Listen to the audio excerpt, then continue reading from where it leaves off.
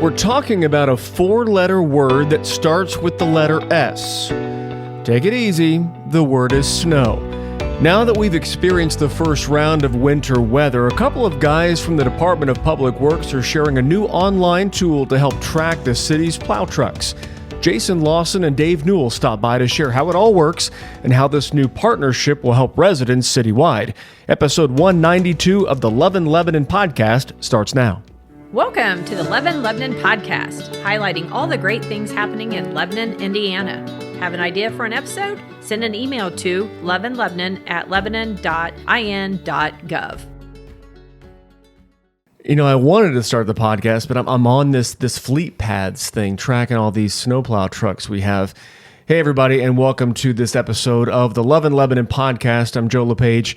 I'm the City of Lebanon Communications and Community Development Director. Pretty timely time to sit down with a couple gentlemen who specialize in our roads and keeping them safe, as we've had the first real significant snowfall, temperatures falling, woke up to some flakes on the ground, and our Department of Public Works teams and crews were out early morning before we were, keeping things clear. We've got Jason Lawson and Dave Newell here on this episode of the podcast. Guys, thanks so much for being here. Really appreciate it. Yeah, thanks for having us. Thanks for having us. It wasn't as miserable as you thought the first time around, so you're back again. So I'm glad to have you back. So Jason, you sent me a text this morning, and you said you guys have been out at 7 o'clock or so. Dave, what'd you guys see when you guys hit the roads this morning and kind of were watching the forecast and sent the guys out there? Yeah, honestly, when we first started, it wasn't that bad, but, you know, from experience and just it's kind of a guessing game sometimes. We just knew it was going to get colder and supposed to still continue to do more today. So actually, when we got out, it started getting icier, honestly. It got worse as we got out. So it's just, you know, the temperature just kept dropping, so it made it worse. So luckily, we were already out. But it was snow on the grass, but the roads were watery, but they weren't slick at all. Yeah, and Jason, when you guys start kind of going through and planning some of these things, you got to be prepared for everything. You got to be ready for the big flakes, the ice, the conditions, all those things. That's right. We got to be ready for whatever the weather is that day. And we rely heavy on Dave and his team. They stay up, watch the weather all day. They stay up all night, keep an eye on the weather, and try to react as proactively as they can to keep the residents safe. And you talked about being proactive as well, Dave. You mentioned you guys are out there expecting one thing, and then Mother Nature kind of throws you a curve a little bit, and things get switched up a little bit, where it was more so the flakes, and then it switches over to the ice. You got to be ready to think on your feet and kind of read the conditions as they come. Yeah, and a thing that people don't understand a lot of times is the material itself. I mean, it will melt, but once the traffic heats, you need a combination of those things. So usually if it starts to be slick, once rush hour hits and we got material down, we're pretty good. In full transparency, everybody, we are recording on Thursday here, and we are expecting more snow. And so when this podcast airs here on Tuesday, we may have had a couple different snows. And so you guys are now gearing up for more, kind of having the guys. This is like a preseason game, and the regular season game will maybe come later on tonight and even throughout the weekend as well? Yeah, possibly. And anytime you can get material down, it'll work as a gap, I guess you would say, between the road and you clean the road a lot better. So, yeah, this is the best kind we can have to start the season because, you got new people coming in and out, so this gives them a chance to get their feet wet. They're not in heavy traffic. We're not pushing 6 inches of snow. They actually get to run their routes a little bit and just salt and then kind of realize, hey, man, I got the plow on here. This is what the truck does, and gives them a chance to learn. And hearing what you're saying, Dave, if I'm picking up, well, it's like, the Notre Dame starting off with a Cupcake Central or Purdue or IU basketball, same thing, kind of before the real season hits. It's good for a little tune-up to kind of go through the preseason exhibition type stuff and being able to have that kind of get things in pace, and some of those guys that have been picking up leaves and chipping up, yard waste and things like that, a good kind of first step for them.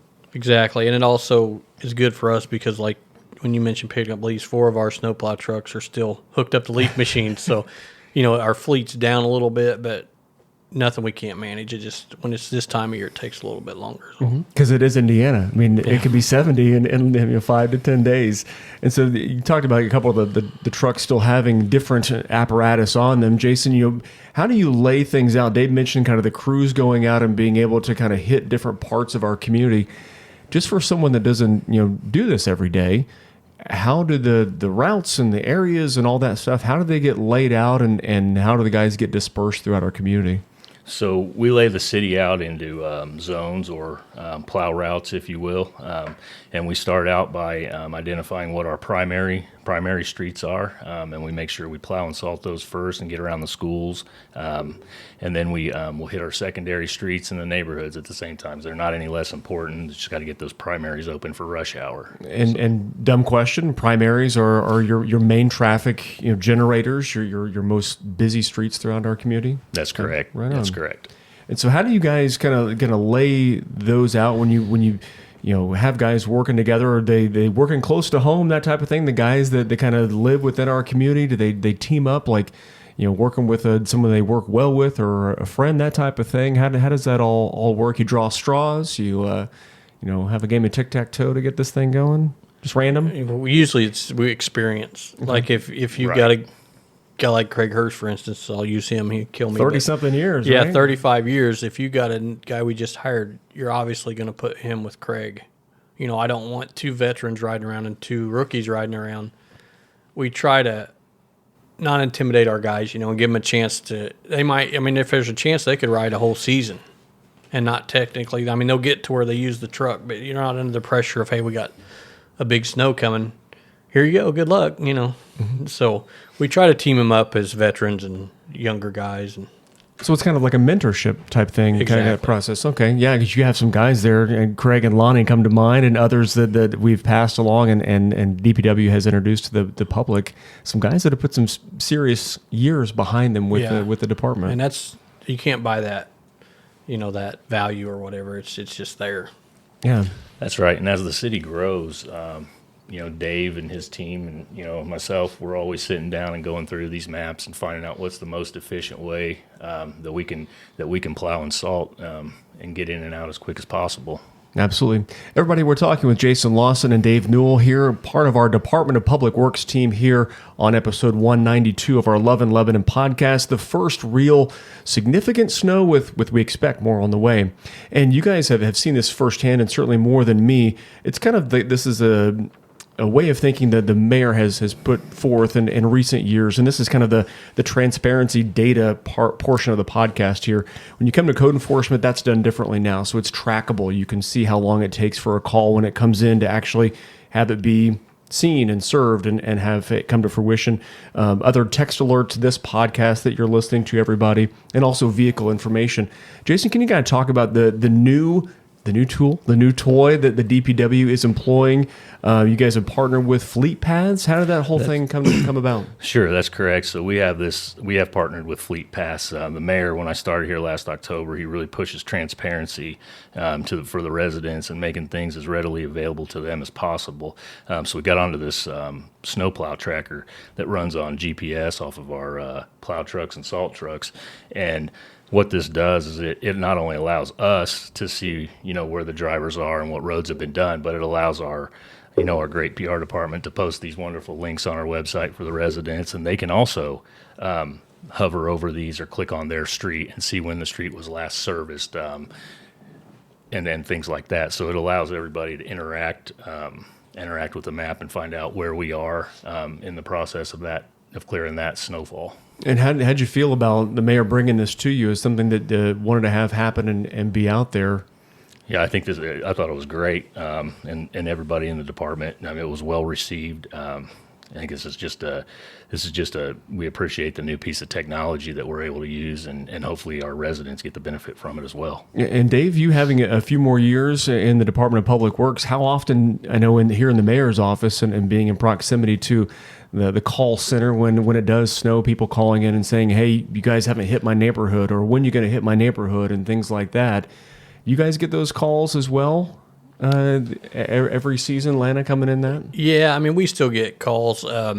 It's hard for some people to understand. They think that, you should get it right away, and we're trying to get it right away. But like Jason mentioned, I'm not going to go, not to prioritize, but what good is it to clear a neighborhood if they can't get down Indianapolis Road, or clear a neighborhood when our police or our fire department, our ambulances can't get out? You got to prioritize, unfortunately, but we're pretty good about staying on top of it. Lebanon's getting bigger, so it is going to take a little bit more time and stuff, but we still get calls. I mean, and that's okay. We don't get mad. I don't mind somebody calling and say, hey, you haven't been to my neighborhood. I mean, maybe we have missed it. We're only human. Maybe there is a newer guy on that route and he forgot it or something, so it doesn't hurt to let us know. And we're not going to jump somebody's case. We'll just explain the situation and go from there. Yeah, Jason? That's right. We encourage people to still call the office, but we really want them to try to get in and use this new technology. And Dave mentioned public safety, and this is a tool that will also be readily available to them as well, to police and fire, that they can go on and look and see where we've been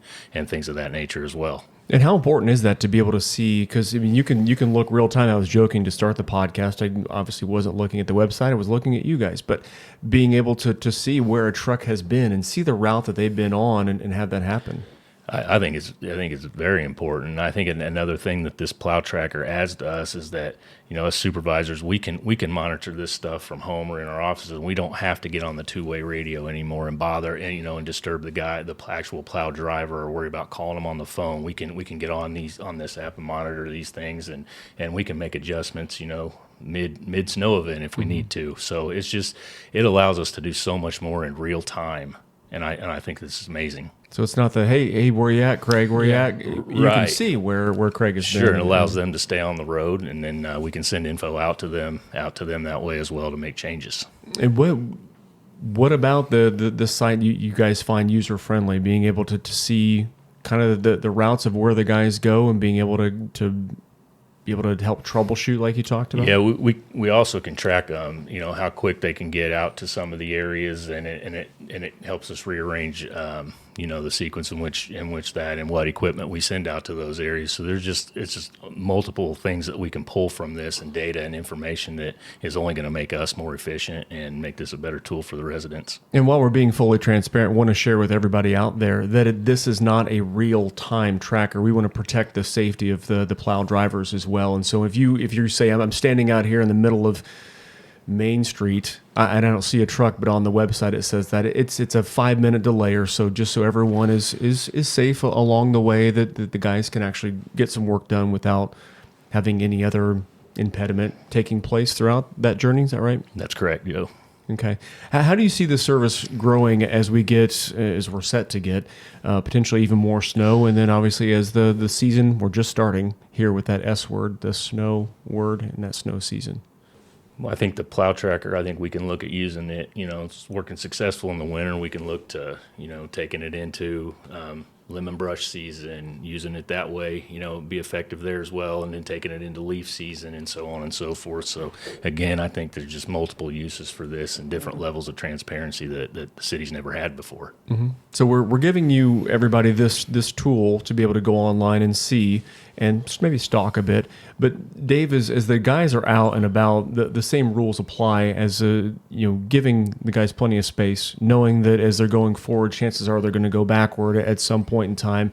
Being able to allow them enough space, time, and grace to be able to clear the snow and ice and all those things that come with it. Yeah, and exactly. And I mean, honestly, I don't want to say it, but common sense. If you don't really need to be out, the less traffic that's out, the quicker we get the town clean, and then it's not a problem.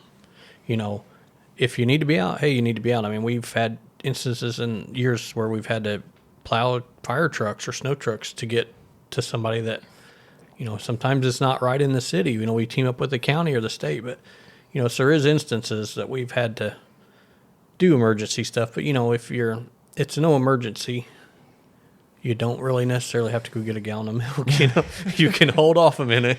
And that was one of the jokes I had when doing the training, Jason, with the fleet pads folks, is you can put a little disclaimer, a little message at the top. And we were goofing around, to be honest, as we were going through the training, and it was mass blizzard, get all the bread and buy all the eggs and wipe milk out the grocery stores. Exactly. And then going and changing that message, obviously. Dave mentioned safety as well, and that is important. We give the plow drivers drivers, we know they seem like they're in the way sometimes. Give them plenty of room to do their job and do their work. And, something else that can help us too when we're out in a plow event is, if you don't have to, don't park in the street so that we don't have to plow around your cars. And then when you go to work, it leaves that patch of snow there that they can dig out anyway. That they have to dig out anywhere, that we have to come back by and plow out. So absolutely. Yeah, and I'd say if you do, what you don't understand is sometimes we've had a guy in a truck 8 hours. So they're going to be a little testy. So if you do have a complaint, don't jump on their truck and complain to them. Call me. Call the office. Call me and I'll work you through it. You can holler at me all you want, but kind of, it's the guys are just pretty testy sometimes, and we don't want to have a problem. And feel free to call me. I'll listen to your complaint. You can holler at me if you want, but just kind of give them their space. So we'll put Dave's home number at the. That's right. Address. Yeah, whatever. Whatever you want. And I want to share with you, everybody, too, the place to be able to access this Fleet Pads website. And it's a great tool for you to be able to see where the plow drivers are. You can go to the City of Lebanon website, lebanon.in.gov. If you go down, I put it underneath the weather tab. And so there near what the forecast is and the current temperature, there's a clickable link right there, a button that you can hit and go check out that link, the Fleet Pads link. But also you can, right at the top of the screen under the DPW drop down as well. You can check it out right there. Accessibility and for the guys, I'm guessing is the number one priority about this whole thing, Jason. That's right. Like I said, just bringing about another level of transparency for the residents that that we can provide, and just keep getting that information out there. Fantastic. Guys, thanks for being here on the podcast. Really appreciate it. And it was kind of a last minute thing that, hey, it's snowing. You guys want to come in and do a podcast? I appreciate you guys. Hey, what better thing to do on a snow day, right? Exactly. Yep. Get in where it's warm and kind of chat on a mic. This is great.